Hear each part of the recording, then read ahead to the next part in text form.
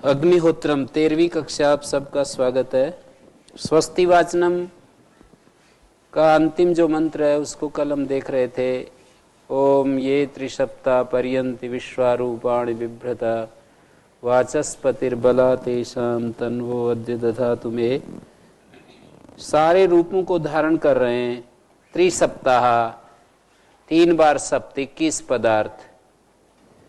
त्रिसप्ताह की कई व्याख्या करते हैं तो त्रिसप्ताह का एक अर्थ करते हैं 21। त्रिसप्ताह 3 बार सप्त, सप्त मानी 7, 3 बार 21। तो सारे चराचर जितने भी रूप हैं उनको धारण करने वाले हैं ये 21 पदार्थ, 21 तत्व। और ये परियंती सब जगह फैले हुए हैं। परियंती मानी व्यापक हैं ये।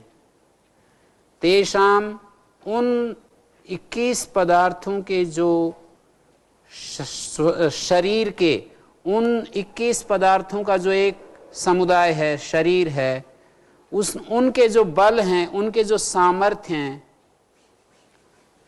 बला का अर्थ है यहाँ बलानी, बलम बले, बलानी को बला करें। तेषाम तन्वह बला वाचस्पति में अद्य दधातु। वाचस्पति जो परमेश्वर है, वेदवाणी का स्वामी जो परम गुरु या उनका प्रतिनिधि जो कोई सिद्ध योगी है, वो मेरे को मह्यम ददातु, उनके बल को, उनके सामर्थ्य को, जो 21 पदार्थ हैं उनके जो सामर्थ्य हैं, तो उनमें एक बुद्धि पदार्थ भी है और एक अहंकार भी है और ये 5 महाभूत हैं। तो इनके सामर्थ्य को मेरे अंदर धारण करे। 2 प्रकार के पदार्थ हैं, एक साकार और एक निराकार। तो जो आत्मा परमात्मा है वो तो निराकार है, बाकी सारे पदार्थ साकार ही हैं। खनिज हैं, उद्भिज हैं और पशु पक्षी मनुष्य आदि हैं। इनके जो शरीर हैं, औषधि वनस्पति हैं, ये सब के सब साकार पदार्थ में आएंगे। तो उनके जो महद अहंकार 5 महाभूतों से जो 21 स्वरूप हो जाते हैं सात्विक राजस तामस भेद से, तो उनके सामर्थ्य को परमेश्वर मुझ में धारण कराए। सृष्टि है प्रत्येक साकार पदार्थे महाशक्तिरष्टि। सृष्टि के प्रत्येक साकार पदार्थ में महान शक्ति है। सृष्टि के अंतर्गत हमारा देह भी साकार है, हमारा जो ये शरीर है ये भी साकार है। और उसमें भी तस्मिनापि उपयुक्ता त्रिगुणत सब, ये हमारा जो शरीर है इसमें भी 21 पदार्थ विद्यमान है और एक चेतन आत्मा भी है साथ में। तो हमारे शरीर के अंदर स्थित जो 21 तत्वाना बाह्य जगता, बाह्य जगत में भी 21 तत्व है, हमारे शरीर में भी है, उनका परस्पर संबंध है। वो संबंध यदि ठीक रहे हमारे शरीर के तत्वों का और बाह्य जगत के तत्वों का, यदि कॉम्बिनेशन और जो संपर्क संबंध है वो ठीक रहे तो शरीर ठीक रहता है, अन्यथा रुग्ण हो जाता है। तो शरीर अंतर्गत तत्वों का बाह्य जगत के तत्वों के साथ समुचित संबंध स्थापित करके अपने शरीर के आरोग्य की रक्षा करनी और उसको स्थिर करना। शरीर का जो आरोग्य है उसको स्थिर करना, जिससे कि उसका जो बल है अंदर से अंदर बढ़ता रहे। ये इस मंत्र से सूचित किया जा रहा है, ऐसा इसका भाव समझिएगा।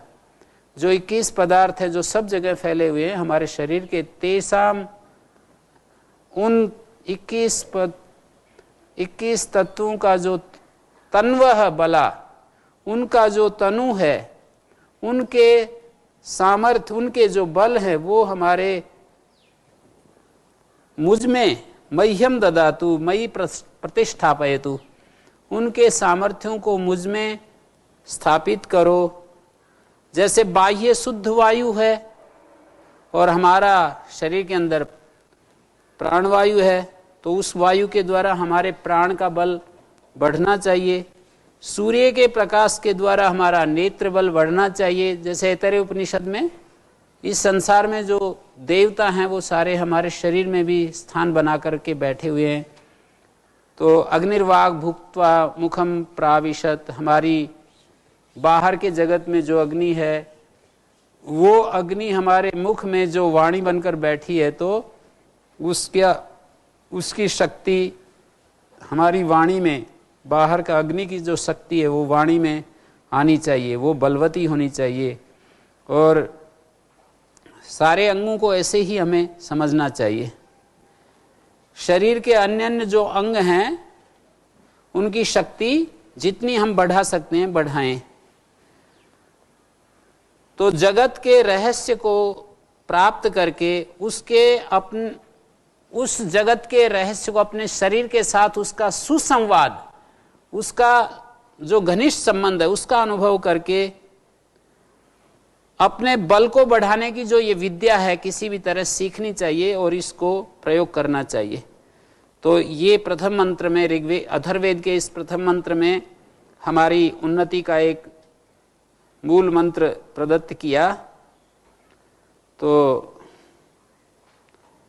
इस शिक्षा को कौन दे सकता है कि संसार में जो बाह्य पदार्थ है ना, सूर्य, अग्नि, वायु, चंद्रमा हृदय बन करके हमारे हृदय यहाँ पर शरीर में आकर के बैठा हुआ है, और अपान मृत्यु बन करके नाभि में आकर के बैठा हुआ है, और वायु प्राण बनकर नासिकाओं में बैठा हुआ है, दिशाएं श्रोत्र बनकर हमारे कर्णों में बैठी हुई हैं, और आपो रेतो भूत्वा शिश्नम प्राविशत, जल जो है रेतस बन करके हमारे शिश्न में उपस्थ में बैठे हुए हैं। इस तरह से सारे देवता हमारे शरीर में, तो इन शक्तियों का सुसंवाद होना चाहिए, अंदर की शक्तियों का और बाहर की शक्तियों का। तो ये कहा कि ये शिक्षा कौन देगा, तो मंत्र में कहा वाचस्पति देगा। तो वाचस्पति के दो स्वरूप हैं, एक तो हमारी अंतरात्मा में जो सबका जो गुरु है वो वाचस्पति है, जो हमें अंदर से मार्गदर्शन करता रहता है, शुभ प्रेरणाएं देता रहता है। वाचस्पति का काम है हमें मार्गदर्शन करना वाणी के द्वारा। वो हमें वाणी, एक तो जैसे मैं बोल रहा हूं आप सुन रहे हो, एक हम अपनी आत्मा में भी तो वाणी सुनते हैं, तो वो भी वाचस्पति की वाणी है। तो कोई एक सिद्ध गुरु या कोई सत्य को प्राप्त कोई हमारा जो मार्गदर्शक है वो या तो इसकी शिक्षा देगा या परमात्मा इसकी शिक्षा देगा। वाचस्पतिर्बला तेषाम तन्वो अद्य दधातु मे। तो ये कितना सुंदर कहा है कि वाचस्पति जो है वो उसके बलों को मुझ में धारण कराए। मानिए हमारा शरीर यदि हम स्वस्थ रखना चाहते हैं तो इस मंत्र में जो बात कही है वो यही है सारभूत की 21 तत्वों का बाह्य जगत के साथ जो संबंध है वो संबंध ठीक चलना चाहिए, अर्थात वो संतुलित रहना चाहिए। और फिर इसके साथ इसका पर्यावरण का ध्यान और ये बहुत सारी चीजें हैं। तो त्रिसप्ताह के ऊपर यहाँ पर विद्वानों ने काफी विचार किया है। भूत, वर्तमान, भविष्यत रूप जो 3 काल हैं, भूर्भुवः स्वः ये जो 3 लोक हैं, तो इस लोक में जो वाचस्पति है मेरे अन्न प्राण मनोमय विज्ञानमय आनंदमय और चित्त और सत स्वरूप जो सप्तविध सत्ता है उसको यथावत धारण करे। मेरे शरीर की 7 रूप वाली सत्ता क्या क्या हो गया? अन्न, स्थूल शरीर, प्राण, मन, विज्ञान, आनंद और चित्त स्वरूप और सत स्वरूप। जो सप्त ओम भूर्भुवस्सुवः मह जन तप सत्यम, ये जो 7विध सत्ता है वो तीनों कालों में और तीनों लोकों में सप्तविध सत्ता को यथावत धारण करे। सप्तविध सत्ता ऐसे हो जाती है, अन्न, ये भू हो गया, प्राण, मन,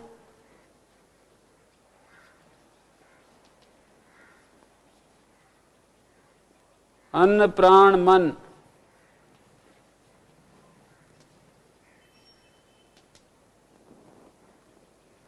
विज्ञान,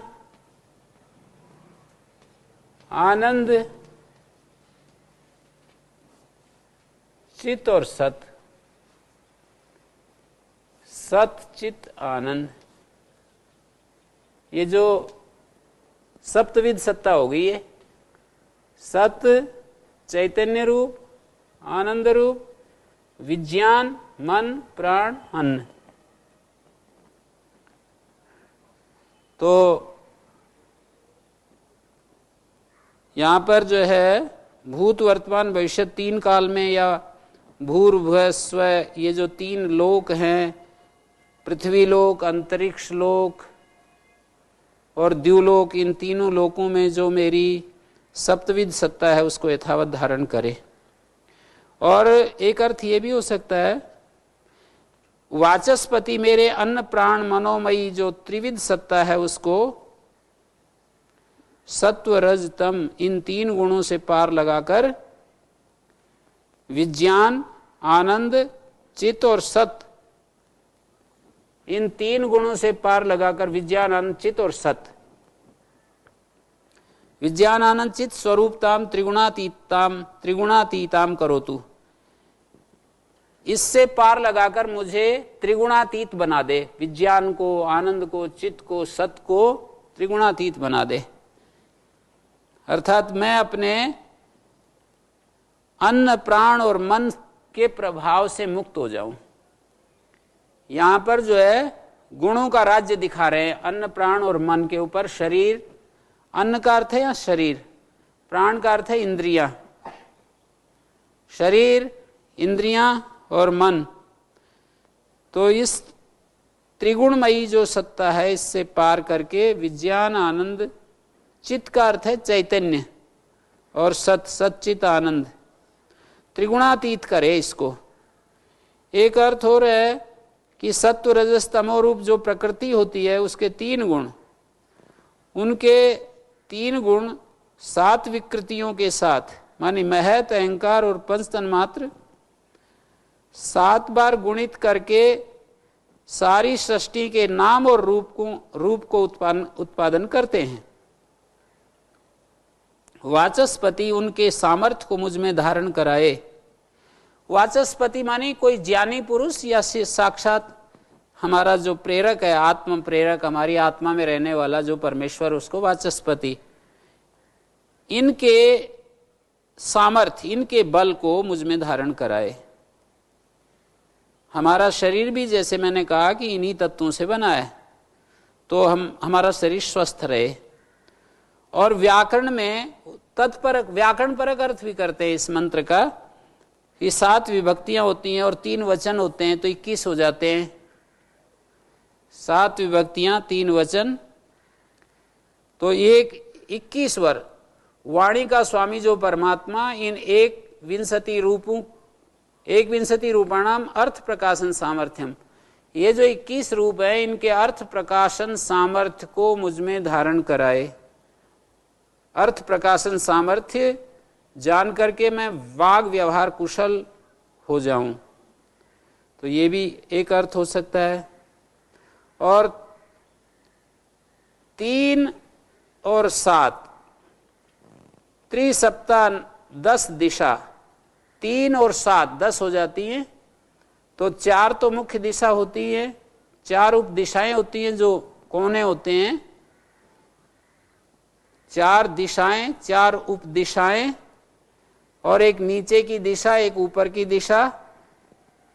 जितने भी 10 दिशाओं में पदार्थ हैं वो त्रिसप्ता कहलाएंगे। फिर माने त्रिसप्त का अर्थ ये होगा 3 और 7 माने 10। तो 10 दिशाओं में जितने भी पदार्थ हैं वे सब वे सब के सब पदार्थ वाचस्पति मुझ में धारण कराए, या फिर ऐसे समझिए त्रीणी च सप्त च त्रिसप्ताह, माने 10 इंद्रियां जो हैं, 5 ज्ञानेन्द्रियां और 5 कर्मेंद्रियां, वाचस्पति इनकी सामर्थ्य को, इनकी शक्ति को मुझ में धारण कराए। दिशाओं में 10 दिशाओं में पदार्थ उनकी शक्ति को धारण कराए, या फिर 10 जो ज्ञानेन्द्रियां कर्मेंद्रियां हैं उनकी शक्ति को मुझ में धारण कराए,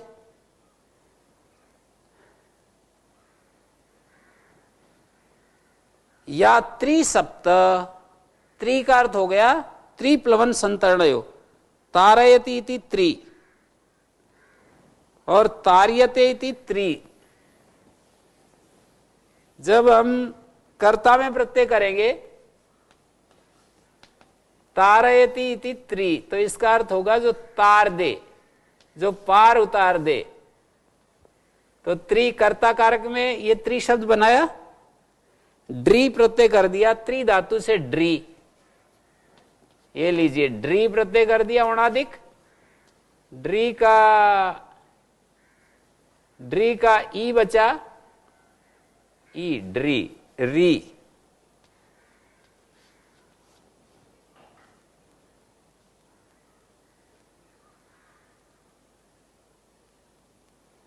री का लोप हो गया। ये जो री है डे के कारण से त्रि को हटा दिया तो तय बच गया, बन गया ये त्रि। तो अर्थ है परमेश्वर, संसार का तारक। या फिर त्रि का अर्थ हो जाएगा जिसको तारा जाता है, कर्म कारक में प्रत्यय करें तो तार्यते इति त्रि, जिसको पार लगाया जाता है वो संसार त्रि होगा। तो त्रिसप्ता, सप्त सप समवाय, यौगिक अर्थ कर रहे हैं इनका, सात सप समवाय धातु से सप्त बनेगा तय। तारणीय संसार से सप्ता, सप्त शब्द का अर्थ हो जाएगा संबद्ध, 7 अर्थ नहीं होगा। त्रि मानी तारणीय, तारणीय संसार के साथ संबद्ध। त्रिसप्ता जो पदार्थ हैं तारणीय संसार के साथ संबद्ध पदार्थ कौन कौन से हैं? 5 महाभूत हैं, 5 प्राण हैं, 5 ज्ञानेन्द्रियां हैं, 5 कर्मेंद्रियां हैं, अंतःकरण है। ये सारे तारणीय संसार से जुड़े हुए 5 महाभूत, 5 प्राण, 5 ज्ञानेन्द्रियां, 5 कर्मेंद्रियां, 20 हो गए। महाभूत, प्राण, 5 ज्ञानेन्द्रियां, 5 कर्मेंद्रियां, अंतःकरण। तो इनके सामर्थ्य को वाचस्पति मुझ में धारण कराए। वाचस्पति जो है इनके सामर्थ्य को, बला, तेषाम बला तन्वो में दधातु, मेरे शरीर में, तन्वो अद्य दधातु में, मेरे शरीर में धारण कराए उनके सामर्थ्य को।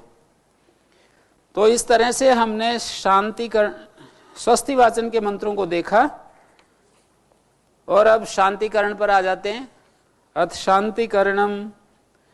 ओम शन्न इंद्राग्नि भवतामवोभि, शन्न इंद्रा वरुणा रातहव्या, समिंद्रा सोमा सुविताय संयोः, सन्न इंद्रा पूषणा वाजसातौ। ये जो है ऋग्वेद के 7वें मंडल के 35वें सूक्त का पहला ही मंत्र है ये।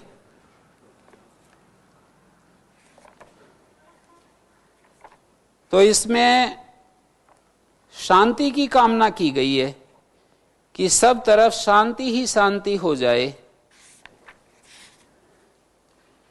मंत्र का ऋषि देवता, विश्वे देवा देवता है मंत्र का।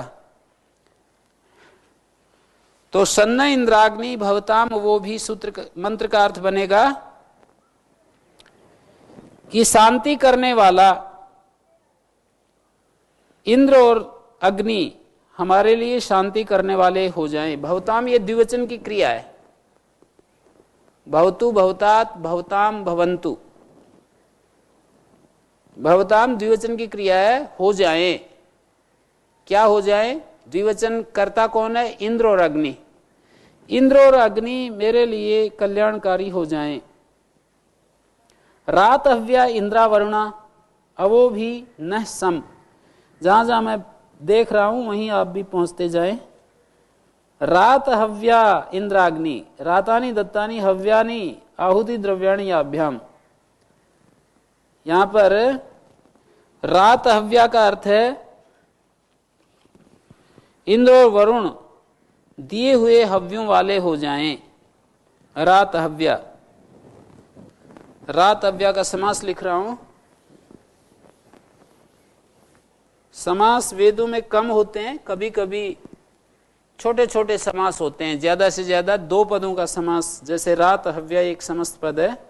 रातानी दत्तानी, रातानी, रात शब्द का अर्थ होता है रादाने, रातानी दत्तानी, इसका अर्थ है ये रातानी का।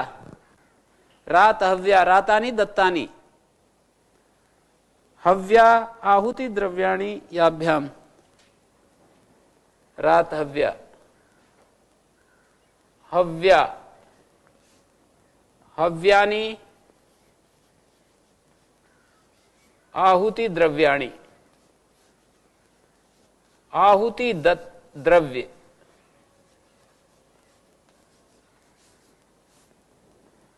याभ्याम, जिन 2 के लिए। तौ वे कौन कौन है? इंद्र और वरुण।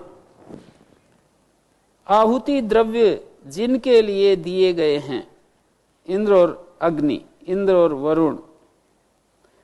रात हव्या इंद्रावरणा, रात हव्या इंद्राग्नि, दोनों के साथ जोड़ सकते हैं।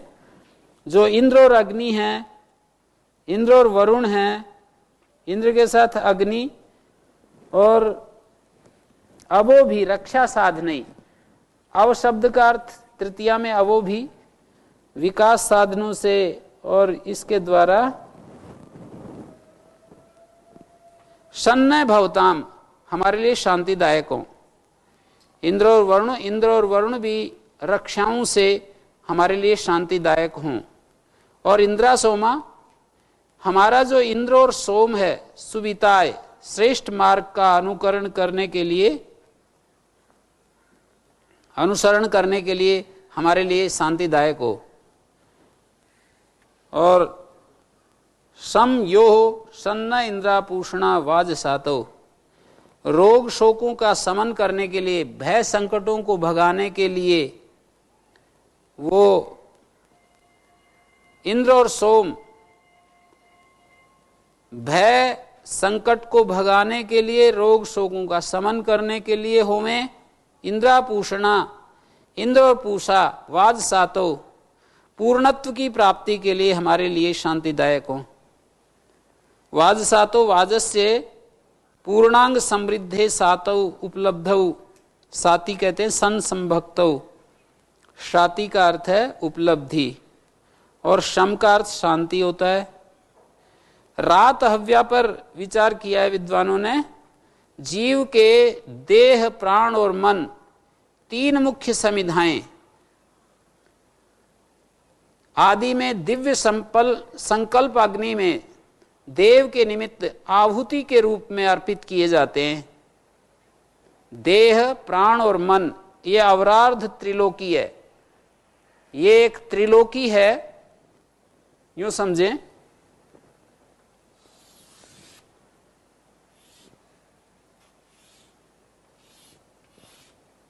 ये देह, मन, यहां सबसे नीचे देह, ये प्राण, ये मन, ये सबसे ऊपर सत, चित, अभी जो लिखा था मैंने वही आनंद, और बीच में ये जो है ये विज्ञान, बीच में है विज्ञान। हमारी जो विशेष बुद्धि है, यहां से हम ऊपर की तरफ आरोहण करते हैं, नीचे से हम अभिप्सा करते हैं कि भगवान का जो सुपर माइंड है वो हमको प्राप्त हो, अतिमानस हमको प्राप्त हो। हमारे पास मन तक हैं चीजें, मन से परे की चीजें हम जानना चाहते हैं। जिस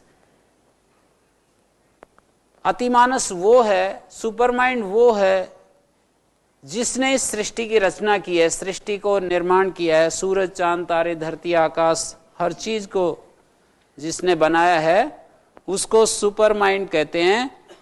उसको हम इधर अपने इसमें धारण करना चाहते हैं। तो इसकी प्रक्रिया ये है कि इधर से कुछ ऊपर उठे, उधर से वो कुछ नीचे उतरे। तो हम यहां बैठे बैठे यूं कहें कि ऊपर से उतर जाओ तो फिर नहीं उतरेगा वो। जैसे कि कोई आदमी ऐसे खड़ा देखता रहे और सड़क के ऊपर सुबह से सायंकाल तक उसके पास कोई बोझा वहां पर पड़ा हुआ हो और वो हाथ पर हाथ ऐसे रख करके यूं बस खड़ा हो जाए, तो सुबह से शाम तक आप परीक्षण करके देख सकते हो, आने वाले हजारों लोग उधर से गुजरेंगे, पर कोई ये नहीं कहेगा कि लो भाई मैं उठा देता हूं तुम्हें। तो रात हव्या जीव के जो देह प्राण और मन हैं, ये तीन मुख्य समिधाएं हैं। देह हमारी एक समिधा है, प्राण एक समिधा है और मन एक समिधा है। ये दिव्य संकल्प अग्नि के निमित्त, देव के निमित्त आहुति के रूप में अर्पित की जाएं कि मैंने अपने देह प्राण और मन से कुछ नहीं करना, ये तो देव के लिए मैंने अर्पित कर दी। ये तीन समिधाएं देव को भेंट चढ़ा दी। अब तो इनसे अपना कोई स्वार्थ पूरा नहीं करना, अपना कोई सुख नहीं लेना। देह प्राण और मन के द्वारा मन अपने सुखों को लेगा तो फिर वो एक अहंकार के साथ जुड़ करके और अपनी इच्छाओं को पूर्ण करेगा। और जब इसका कोई भी कुछ भी ऐसा अपना काम नहीं बचा तो बस देव के लिए अर्पित हो जाएगा और वहां से जो भी व्यवस्था होगी।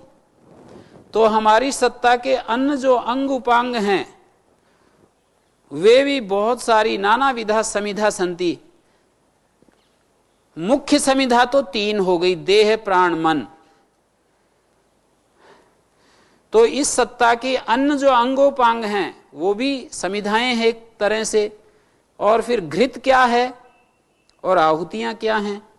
तो मन और बुद्धि की जो निर्मलता है, प्रकाश युक्त अवस्था है, उसको घृत कहते हैं। घृ क्षरण दीप्त्यो।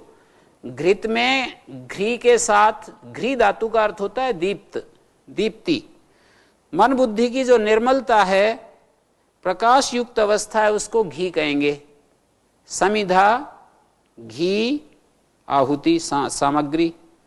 तो समिधा, मुख्य समिधाएं देह प्राण मन, और उसके साथ घी बना देंगे मन बुद्धि की जो प्रकाश युक्त अवस्था, निर्मलता। और आहुतियां देह प्राण मन की जो अलग अलग अवस्थाएं हैं, भाव भावना हैं, वृत्तियां हैं, प्रवृत्तियां हैं, ये सब जो है हवि बनेगी, हवि सामग्री बनेगी।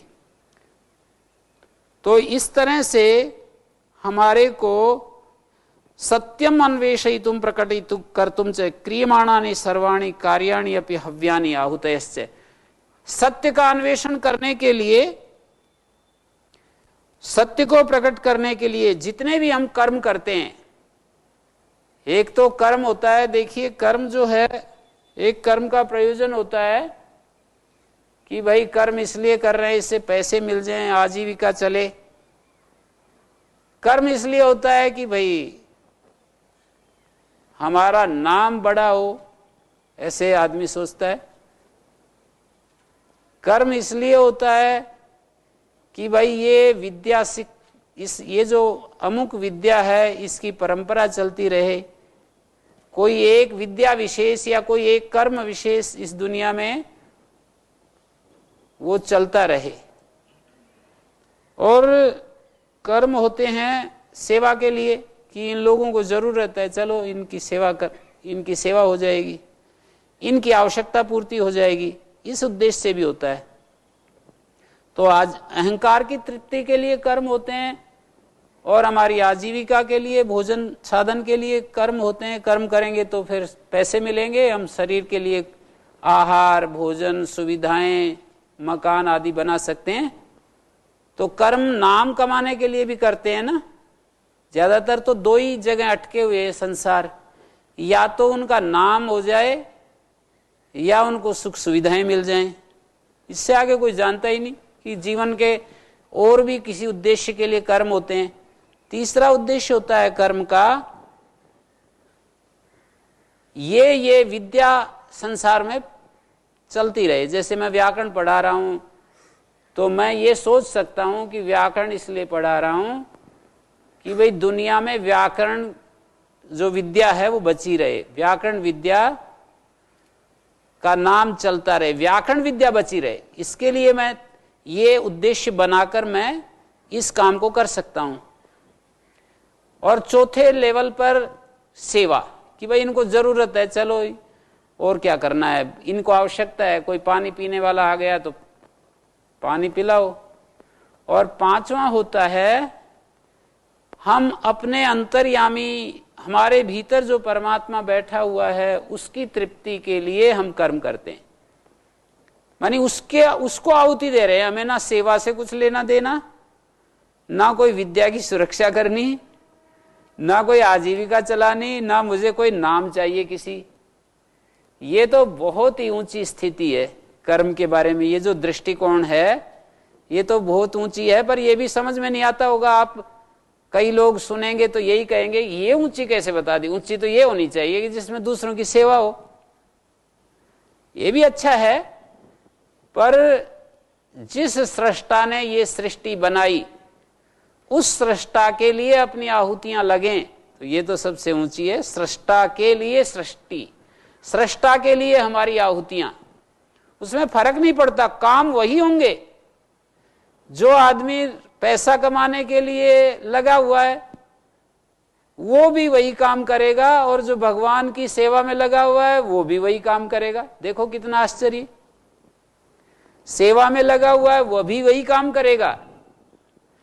काम नहीं बदलते हैं, काम नहीं छूटेगा, काम बदलेगा नहीं, काम वही रहेगा, लेकिन भाव में अंतर हो जाएगा। भाव में अंतर होने से उसके परिणाम में अंतर हो जाएगा। वही कर्म हमें मुक्ति की तरफ ले जाएगा, वही कर्म हमें कुछ कागज दिला देगा। रुपए को कागज कह रहा हूं, वही कर्म हमें कुछ कागज दिला देगा।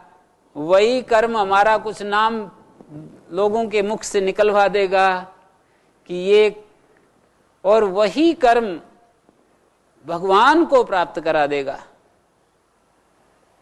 तो ये बात किसी के समझ में आ जाए तो वो छोटी चीज को क्यों फंसेगा। फिर तो जब काम वही करना और उसी काम से हमें बड़ी चीज मिल रही हो और एक उसी काम से छोटी चीज मिल रही हो, तो समझदार आदमी तो फिर बड़ी प्राप्त करना चाहेगा, छोटी क्यों हाथ डालेगा।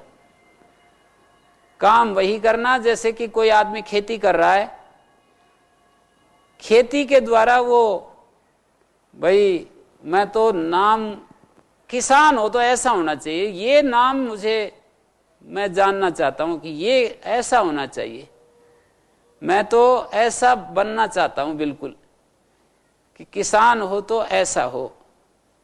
दूसरा व्यक्ति कहता है कि मैं तो खेती इसलिए कर रहा हूं कि बाल बच्चे पालने। तीसरा व्यक्ति कहता है कि वो पहला व्यक्ति तो नाम के लिए खेती कर रहा है, नाम कमाना चाहता है, किसका? अपना। दूसरा व्यक्ति पैसा कमाना चाहता है। तीसरा व्यक्ति उस विद्या को दुनिया में जीवित रखना चाहता है, कृषि विद्या को जीवित रखना चाहता है, ये तीसरा व्यक्ति है। चौथा व्यक्ति सेवा करना चाहता है, भाई सेवा हो जाए, मैं तो इसलिए, मुझे कुछ अन्न आदि से क्या लेना देना, सेवा करना चाह रहा हूं मैं, इस शरीर से कुछ सेवा हो जाए। और आखिरी स्तर पर वो व्यक्ति आखिरी स्तर पर पहुंच करके ये विचार करता है कि मैं इस कृषि के द्वारा जिस सृष्टा ने मेरे को निर्मित किया, जिस सृष्टा ने मेरे को बनाया है, रचा है, उसको मैं तृप्त करना चाहता हूं, उसके मुख में आहुति देना चाहता हूं। कोई आदमी वाणी के द्वारा उसमें आहुति दे रहा है, कोई हाथों के द्वारा आहुति दे रहा है, कोई आदमी बूढ़ा ऐसा कोई व्यक्ति हो गया जिसका शरीर कुछ काम ही नहीं कर रहा, तो अपने मन से भी आहुति दे सकता है। तो जवानी अवस्था में ही हमको समझ जाना चाहिए कि ये जीवन क्या है, जगत क्या है, हम क्या हैं, हम कौन हैं। आज ही मैंने एक वाक्य लिखा कि भाई आदमी को कृतज्ञ नहीं होना चाहिए, कृतज्ञता बहुत बड़ी बुरी चीज है। और कोई आदमी शिकायत कर रहा है, कोई आदमी गिला शिकवा परेशानी महसूस कर रहा है अपने लिए, दूसरों के लिए, इसने मेरे लिए ये कर दिया, वो कर दिया, इसका अर्थ है कि वो भगवान के प्रति कृतज्ञता कर रहा है। दाता के एक एक देन को आप देखिए, दाता ने हमारे लिए कितना कुछ दिया है, दाता ने हमारे जीवन के लिए कितना कुछ दिया है। क्या कभी आप हिसाब लगा करके देखिए, सूरज, चांद, तारे, धरती, आकाश, वर्षा का जल, नदियां, पर्वत, औषधि, वनस्पति, खाने पीने की चीजें हमारे शरीर में, ये तो बाहर की चीज होगी।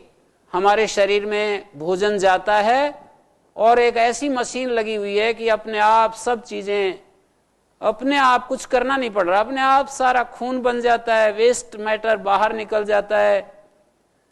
दाता के देन, दाता की कितनी देन है हमारे लिए, कितना हमारे लिए दिया है, और फिर हमारे मुख से कहीं शिकायत निकले, कहीं हमारे मुख से परेशानी निकले, ये दाता का अपमान है। दाता के प्रति कृतज्ञता करना है। दाता के प्रति हम थोड़ा सा भी हम समझते नहीं कि कितना हमारे लिए किया है, और हमारे मुख से शिकायत।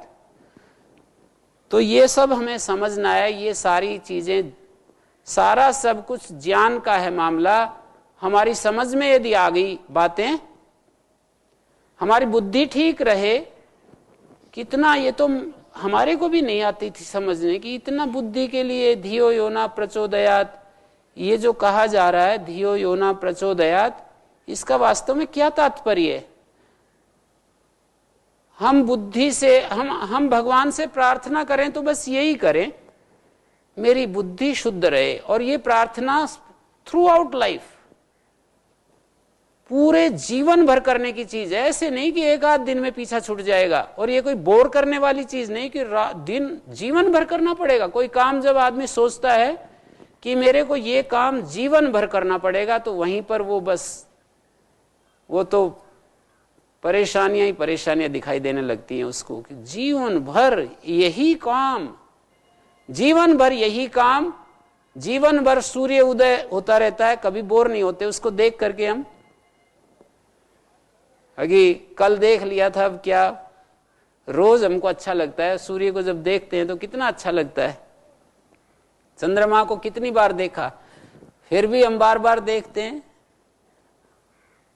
तो जीवन भर करने में परेशानी नहीं होती है, बोर्डम नहीं है वो, कि भाई ये तो कल भी वही, आज भी वही, प्रार्थना, रोज प्रार्थना, कितने साल तक करेंगे प्रार्थना। हुक्का पीते समय नहीं सोचते कभी भी कि जीवन भर हुक्का पिएंगे, ताश खेलते समय नहीं सोचते हैं कि जीवन भर ताश खेले, जीवन भर खेलेंगे क्या ये। वहां तो चाव चढ़ा रहता है, सुबह ही बिछा देते हैं तौलिया और चाव सा चढ़ जाता है, जैसे कि कोई पहलवान को व्यायाम करने के लिए चाव चढ़ जाता है। कोई एक व्यक्ति में जैसे बहुत ही खुशियां छा जाती हैं, ऐसे जो है वहां पर करते रहते हैं, वहां कभी बोर्डम की बात नहीं आती। तो ये सारी बातें जो है, यदि हम इसको समझ जाएं तो ये जीवन बहुत ही आनंदमय है, बहुत ही, माने इसमें दुख नाम का, क्लेश नाम का, कष्ट नाम का कोई तत्व है ही नहीं। आनंद ही आनंद है। अपनी इच्छाएं छोड़ो और बस आनंद से जियो। इच्छा छोड़ते ही आप देखो, उपनिषद का ऋषि भी कह रहा है, ये केवल बात, ये तो मेरे मन में आई अभी, पर तुरंत फिर उपनिषद की बात याद आ गई। अथ मर्त्यो अमृतो भवति, अथ मर्त्यो अमृतो भवति अत्र ब्रह्म। कहते हैं जब इसकी इच्छाएं यदा सर्वे प्रभिद्यन्ते कामा येयस्य हृदि श्रिता अथ मर्त्यो अमृतो भवति अत्र ब्रह्म समश्नुते। हृदय में जो सैकड़ों सैकड़ों इच्छाएं जो जमी हुई हैं, सारी इच्छाओं को एक बार आप हटा दिए एक क्षण के लिए कि सारी इच्छाएं, I dropped all the desires, बस मैंने छोड़ दिया है। तो कहते हैं इसके साथ ही अथ मर्त्यो, ये मरण धर्मा अमृत हो जाता है। अथ मर्त्यो अमृतो भवति अत्र ब्रह्म समश्नुते। इच्छा, अब ये इच्छा नहीं है, जैसे कि मैं बोल रहा हूं, ये इच्छा नहीं है। फूल एक महक रहा है, इच्छा नहीं है उसकी, ये इच्छा नहीं है। मैं ये बोल रहा हूं, आप बैठे हैं सामने, बस बोलना शुरू कर दिया। कोई, ये तो खेल है, एक बच्चे का खेल है, कोई उसमें इच्छा नहीं है। बच्चा, जैसे छोटा बच्चा, बेबी को देखिए, छोटे छोटे बच्चे होते हैं, कुछ लगे रहते हैं, उनको कुछ खिलौने उनके सामने रख देते हैं और वो अपना खेलते रहते हैं। इच्छा नहीं है वहां, कभी भी उसके संकल्प में ये नहीं आता है कि मैं खेलूंगा। छोटा थोड़ा, जब तक उसका अहंकार जागृत नहीं होता, उससे पहले की बात कर रहा हूं, कभी भी उसके मन में ये नहीं संकल्प आता है कि मैं खेलूंगा। बस वो खेल रहा है पर इच्छा नहीं है मैं खेलूंगा, इस तरह का संकल्प नहीं है। तो ऐसे ही हम जैसे ये पढ़ा रहे हैं, बस आप आकर बैठ गए और इधर बोलना शुरू कर दिया, इसमें इच्छा की बात नहीं है। इच्छा ये होती है कि मैं पढ़ा रहा हूं, मेरे को फिर ये मिलना चाहिए, वो मिलना चाहिए, मेरे को इतना चाहिए, उतना चाहिए, लोग मेरा सम्मान करें, ये सब इसके साथ जुड़ी हुई इच्छाएं कही जाती हैं। ये कर्म जैसे मैं कर रहा हूं, ये इच्छा नहीं, पर इस कर्म के साथ और कुछ जोड़ूंगा कि इस कर्म के बदले में मेरे को ये मिलना चाहिए, वो मिलना चाहिए, इससे मेरी ये इच्छा पूर्ति होनी चाहिए। कर्म करके और उसके साथ कुछ मांग, डिमांड, वो इच्छा होती है। ऐसे आप समझ लें, कितना सरल है समझने के लिए, कठिन नहीं है, ये जटिल नहीं है समझने में। क्योंकि जब इच्छा छोड़ने की बात कही जाती है तो एकदम आप अपोजिशन में पहुंच जाते हैं कि फिर दुनिया कैसे चलेगी, ये संसार कैसे चलेगा, यदि हमने इच्छा ही छोड़ दी तो फिर दुनिया कैसे चलेगी। लेकिन कर्म की इच्छा को इच्छा कहा ही नहीं है। कर्म तो कीजिए, जो आपको अस्तित्व ने, जो आपके लिए कर्म निर्धारित किया है, अस्तित्व ने ही निर्धारित किया है। हम तो कुछ भी नहीं होते हैं, पैदा होते हैं तब हम तो इतने पराधीन होते हैं कि सब कुछ तो हमारे लिए ये सारी समष्टि करती है। बढ़ते बढ़ते बढ़ते बढ़ते आज जो हमारा रूप होता है, वो इस सारे अस्तित्व ने हमारा वो रूप बनाया है। कोई शरीर से सक्षम है, कोई वाणी से सक्षम है, कोई लेखनी से सक्षम है, कोई अपना पेंटिंग में चित्रकारिता कर रहा है, कोई और कुछ टेक्निकल हैंड है, कोई कुछ है, कोई कुछ है। समष्टि ने हमको तैयार किया है, समष्टि ने हमको यहां तक पहुंचाया। तो जो भी परस्पर पूरकता में जो हमें अपना पार्ट प्ले करने के लिए, जो अपना अभिनय करने के लिए जो हमें मिला है, बस वो करते रहें, वो लगे रहें, इसमें इच्छा नहीं है। कुर्वन्नेवे कर्माणि जिजी विषेच्छतम समा। कर्म करते हुए 100 वर्ष जीने की इच्छा करो, ये इच्छा नहीं है। कर्म करने की इच्छा नहीं है। कर्म के अलावा कुछ जोड़ेंगे तब वो इच्छा शुरू होती है। कर्म के साथ में कुछ और जोड़ते हैं कि और क्या जोड़ेंगे, कुछ चीजें इन्हीं गिनी चुनी चीजें हैं। पैसा जुड़ेगा, सम्मान संपत्ति जुड़ेगी, पावर जुड़ेगी कि मैं कर्म तो करूंगा, मेरे हाथ में ताकत होनी चाहिए। तो ये दूसरी चीजें जो जुड़ती हैं उनको इच्छा, और वो हमको बांधती हैं। फिर वो कर्म भी बांधता है। दूसरी चीजें जब कर्म के साथ जुड़ जाती हैं तो कर्म सकाम हो जाता है, और फिर वो बंधन बन जाता है हमारा। उसकी एक वासना बनती है, उसमें कर्तृत्व आ जाता है, उससे फिर हमारा बंधन शुरू होता है। कर्म करें और उसमें कर्तृत्व ना आने दें। आप ऐसे समझ लो कि कर्म कभी भी बांधेगा नहीं। कर्म के साथ जैसे ही कर्तृत्व आता है, कर्तृत्व मानी उसके बदले फिर हम अपने आप को कर्ता मानते हैं और उसके बदले में कुछ चाहते भी हैं, कुछ और भी चाहते हैं। वहीं समाप्त नहीं होता। कर्तृत्व आते ही कुछ चाहेंगे ही। कर्तृत्व आ गया और कुछ भी नहीं चाहें ऐसा नहीं हो सकता। कुछ चाहेंगे, उसके साथ जरूर चाहेंगे। तो ये सब बातें हमको समझनी है। जीवन को देह, मन और प्राण को समिधा बना दें। समिधा,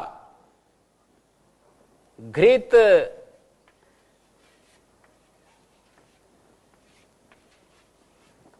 और तीसरा हवी, हवींसी। सामग्री कह दीजिए आप, उसको हवी बोलते हैं संस्कृत में, हवींसी, घृतम। यज्ञ जो होता है इन 3 चीजों से होता है। एक तरफ समिधा होती है, घी होता है, हवी होती है। रात हव्या, दिया है हव्य जिनके लिए, यहां पर मंत्र में कहा है। तो हव्य क्या है? हव्य में ये तीनों ही चीजें हव्य नाम से कहेंगे, समिधा भी, घृत भी, हवी भी। घी, मन और बुद्धि की निर्मलता, प्रकाश युक्त अवस्था मन बुद्धि की, उसको हम घी कहेंगे। और आहुतियां क्या हैं? देह, प्राण और मन की जो नानाविध अवस्थाएं हैं, भाव भावना हैं, वृत्तियां हैं, प्रवृत्तियां हैं, हमारे मन, देह, प्राण, मन की जो भावनाएं हैं, जो अवस्थाएं हैं, वो सब हवींसी कहलाएंगे, आहुतियां कहलाएंगी। तो सत्य को अन्वेषित करने के लिए मैंने एक बात बोली थी, सत्य के अन्वेषण के लिए किया गए सभी कर्म, हमारे जो कर्म होते हैं, जो मैं कर्म कर रहा हूं, इस समय कर रहा हूं, आप सुनने का कर्म कर रहे हैं, सत्य के अन्वेषण के लिए जो कर्म किए जाते हैं वो भी आहुतियां हो जाती हैं। सत्यान्वेषण के लिए कर्म, ये एक टाइटल आप अपने दिमाग में बिठाओ। इसकी तरफ ध्यान दिला रहे हैं शास्त्र, मैं भी निमित्त बन रहा हूं। कर्म हमारे सत्यान्वेषण के लिए होने चाहिए, सत्य का अन्वेषण करने के लिए। कर्म को हम समझते हैं वस्तु प्राप्त करने के लिए, कर्म को पैसा प्राप्त करने के लिए समझते हैं, कर्म को हम संबंधों के निर्वाह के लिए समझते हैं, कर्म को हम अलग अलग दृष्टिकोण से नापते हैं। कर्म को, कर्म होना चाहिए सत्य के अन्वेषण करने के लिए। सत्य के अन्वेषण के लिए जो कर्म किए जाएंगे वो आहुति बन जाएंगे। ये हमारा जो ऐसा जो सूक्ष्म जो आंतरिक हवि प्रदान फल क्या होगा, हमारे अंदर कौन सा फल घटित होगा, तो इसके लिए कहा जाता है कि द्युलोक से ज्योति, शक्ति, सत्य, आनंद, अमृत आदि ऐश्वर्यों की वर्षा होने लगेगी। जैसे आकाश से वर्षा होती है, अमृत की वर्षा होती है, आकाश से वर्षा होती है, धरती में फल फूल अन्न पैदा होते हैं, अमृत बरसता है। ऐसे ही जब हम ये हमारे सत्यान्वेषण के लिए सारे कर्मों की आहुति लगेगी और हमारा जो मन बुद्धि की प्रकाश अवस्था, प्रकाश युक्त जो अवस्था है मन बुद्धि की, वो घी बनेगा। और देह प्राण मन की आहुति जब लगेगी इस आंतरिक यज्ञ में, और इस यज्ञ से देखो धुआं उठता है, अग्नौ प्रास्ताहुति सम्यक आदित्यम अवतिष्ठते, अग्नि में डाली गई आहुति आदित्य में पहुंच जाती है। आदित्यात जायते वृष्टि ततो अन्नम ततः प्रजा, आदित्य से वर्षा होती है, तो द्युलोक से इधर आता है पानी बदल करके। हम अपनी आहुतियां दें, ये तो कर्म हो गया, उसका स्वाभाविक परिणाम है। आप इच्छा मत कीजिए, स्वाभाविक परिणाम है। क्या? ये यज्ञ करेंगे तो क्या क्या ऊपर से वर्षा होगी हमारे ऊपर, तो उसको आप समझ सकते हैं क्या क्या वर्षा होती है। ज्योति, शक्ति, ज्योति शक्ति, ज्योति शक्ति, सत्य, आनंद, अमृत,